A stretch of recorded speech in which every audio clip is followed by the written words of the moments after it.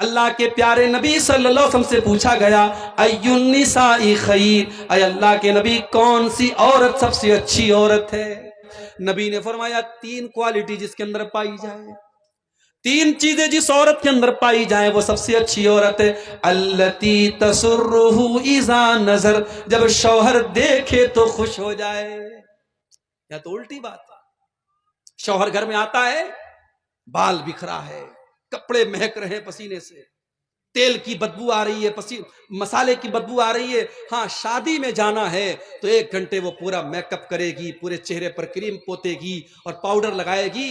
اور آج کل تو ماشاءاللہ ایسا میک اپ چل رہا ہے کہ اگر عورت جو ہے اس کے موبائل پر اگر وہ فیس لاک لگا لے اور میک اپ کر کے اپنے موبائل پر فیس وہ اوپن کرنے کی کوشش کرے تو موبائل کہے گا محترمہ کون ہے آپ، بچہ نہیں پہچانے گا ماں کو، ایسا میک اپ ہو رہا ہے بیوٹی پارلر کے اندر۔ تو شوہر کے لیے کوئی میک اپ نہیں کر رہی ہے، جبکہ تیرے میک اپ کا حقدار تیرا شوہر ہے۔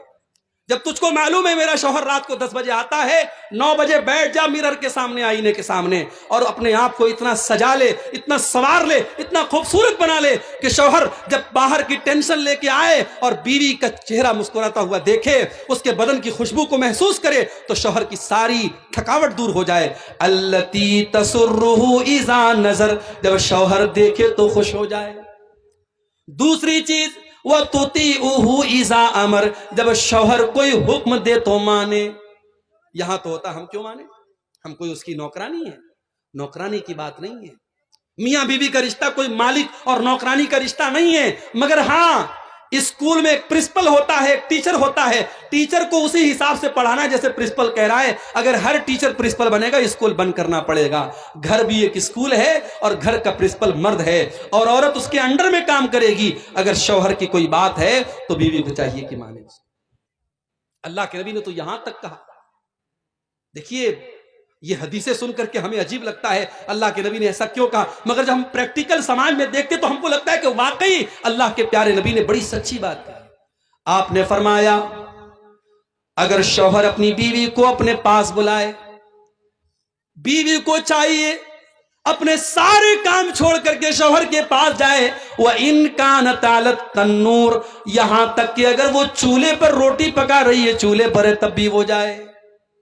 یہ کون سی بات ہوئی؟ بالکل بات ہوئی، شوہر اپنی بیوی سے 24 گھنٹے کبھی بھی اس کو اپنے پاس بلا سکتا ہے، اور اگر بیوی کے پاس کوئی شرعی عذر نہیں ہے تو بیوی کو جانا چاہیے۔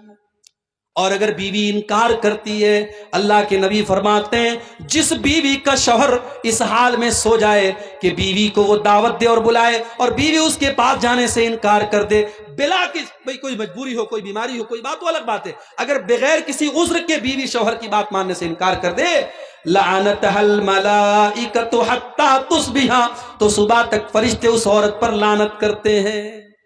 لیکن یہاں یہ بات یاد رہے کہ یہ معاملہ میاں بیوی کا جو معاملہ ہے یہ ایک طرفہ نہیں ہے۔ اگر بیوی کو چاہیے کہ شوہر کے جذبات کا خیال رکھے تو شوہر کو بھی چاہیے کہ بیوی کے جذبات کا خیال رکھے۔ یہ زور زبردستی کا رشتہ نہیں ہے، یہ محبت کا رشتہ ہے، یہ ماننے منوانے کا رشتہ ہے۔ اور تیسری چیز وَلَا تُخَالِفْهُ فِي نَفْسِهَا وَمَالِهِ بِمَا يَكْرَهُ، بہترین عورت کی تیسری نشانی کہ وہ عورت اپنے مال، اپنی آبرو کے سلسلے میں اور شوہر کے مال کے سلسلے میں کوئی ایسا کام نہ کرے جو شوہر کو ناپسند ہے۔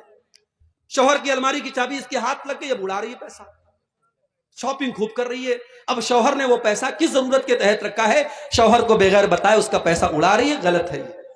یا شوہر نے منع کر دیا فلاں کو گھر میں مت آنے دینا، اس کو گھر میں آنے دے رہی، یہ غلط ہے۔ تو شوہر کی مرضی کا خیال رکھے اپنی آبرو کے سلسلے میں اور اپنے شوہر کے مال کے سلسلے میں کوئی ایسا کام نہ کرے۔ اب آ جائیے دوسری طرف، اللہ کے نبی کے پاس ایک صحابی آتے ہیں، ما حق زوجتی احدنا علی، اے اللہ کے نبی بیوی کا حق ہمارے اوپر کیا ہے؟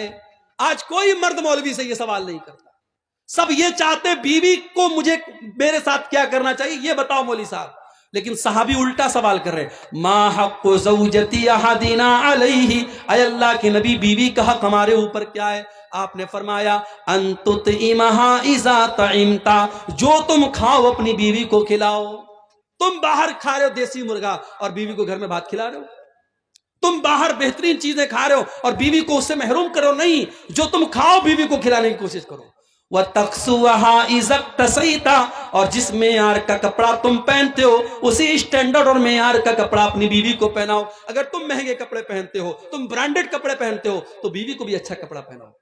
وَلَا تَضْرِبِ الْوَجْهَ، اور کبھی بیوی کے چہرے پر ہاتھ نہ اٹھانا، کبھی بیوی کے چہرے پر نہ مارنا۔ وَلَا تُقَبِّ، اور کبھی بیوی سے گالی گلوچ نہ کرنا۔ وَلَا تَحْجُرْ إِلَّا فِي الْبَيْتِ، اور جتنا بھی جھگڑا ہو جائے، میاں بیوی کا جھگڑا گھر کے باہر نہ جائے، اس کو کبھی گھر کے باہر نہ نکالنا۔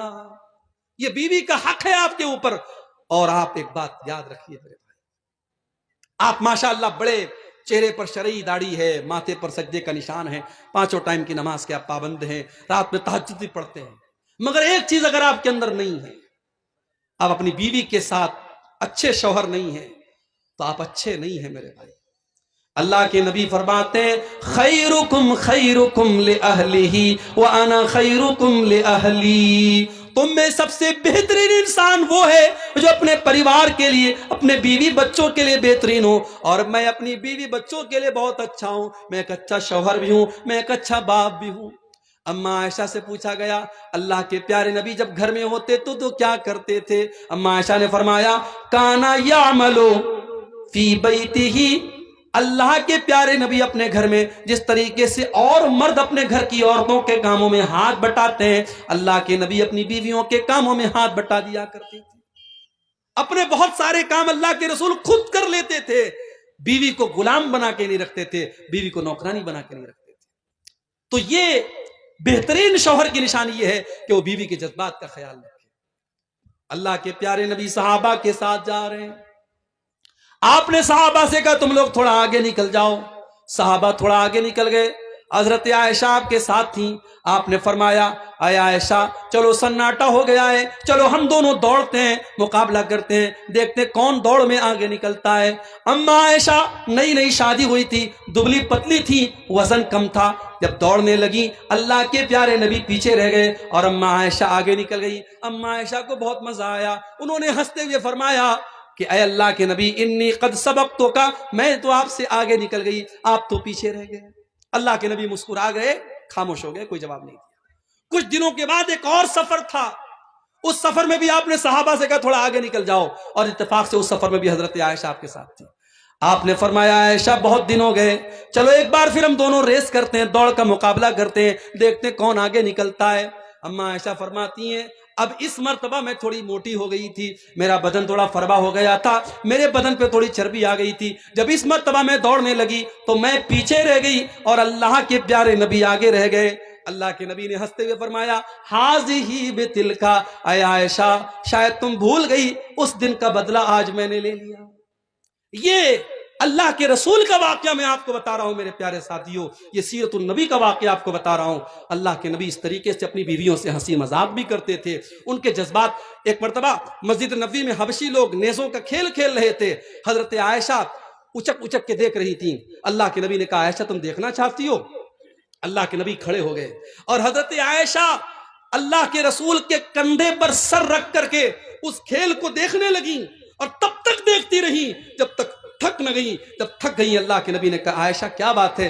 کہا اللہ کے نبی جب میں اندر جاتی ہوں، اللہ کے پیارے نبی اس طریقے سے اپنی بیویوں کے جذبات کا خیال رکھتے تھے۔ میرے بھائیوں رشتے محبت سے چلتے ہیں، رشتے قانون کے ڈنڈے سے نہیں چلتے ہیں، رشتے کچھ مان کر کچھ منوا کر کے چلتے ہیں۔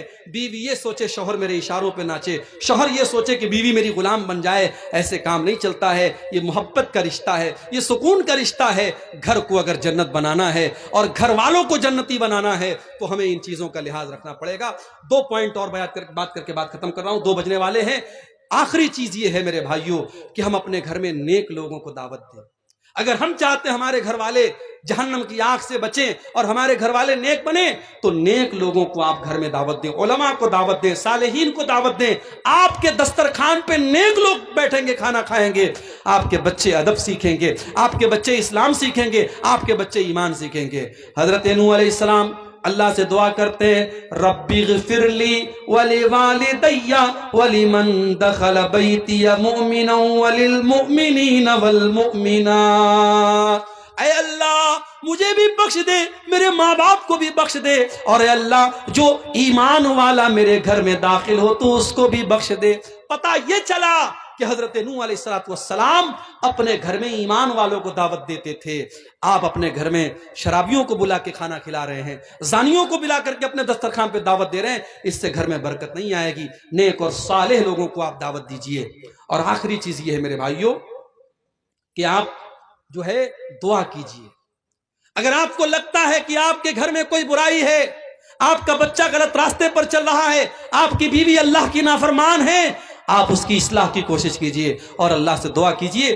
2 دعائیں میں سکھا رہا ہوں، اس کو یاد کر لیجئے۔ پہلی دعا آپ کو قرآن کے 19ویں پارے میں ملے گی۔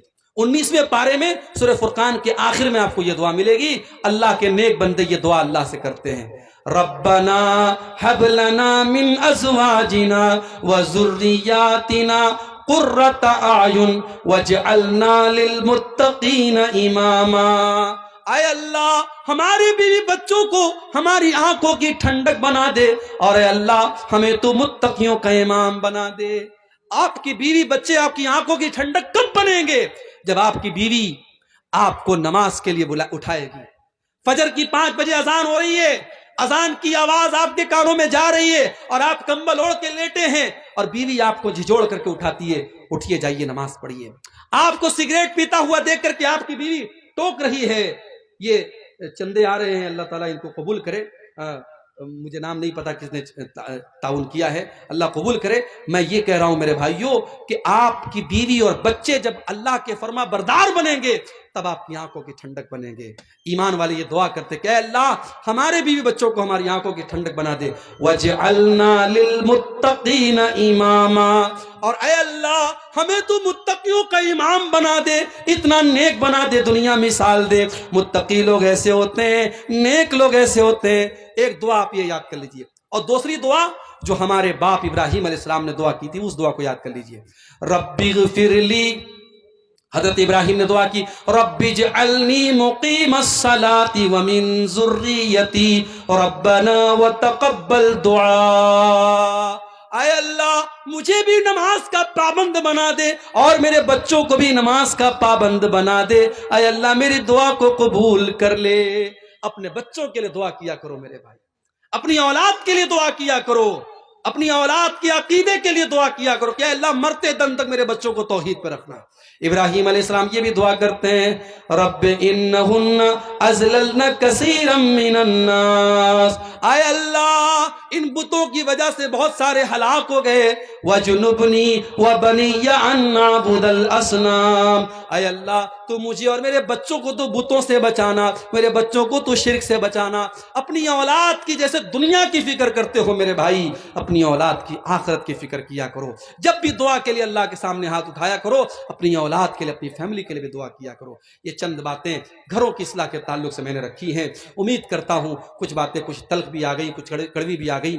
پہلی مرتبہ آپ کے علاقے میں آیا ہوں، اس امید کے ساتھ میں نے یہ باتیں رکھی ہیں کہ ہم صرف ایک کان سے سن کر کے دوسرے کان سے اڑا نہیں دیں گے، بلکہ ہم عمل کرنے کی کوشش کریں گے۔ اللہ سے دعا ہے رب العالمین ہم سب کو اپنے گھروں کی اصلاح کرنے کی توفیق عطا فرمائے۔ اللہ ہم سب میں سے جو باپ ہیں ان کو ایک ذمہ دار باپ بنا دے، جو مائیں ہیں ان کو ذمہ دار مائیں بنا دے، جو بیویاں ہیں ان کو نیک اور دیندار بیویاں بنا دے۔ اللہ ہمارے گھروں کو جنت نشان بنا دے، ہم سب کو کہنے سننے سے زیادہ عمل کرنے کی توفیق عطا فرمائے۔ ربنا تقبل منا انک انت السمیع العلیم۔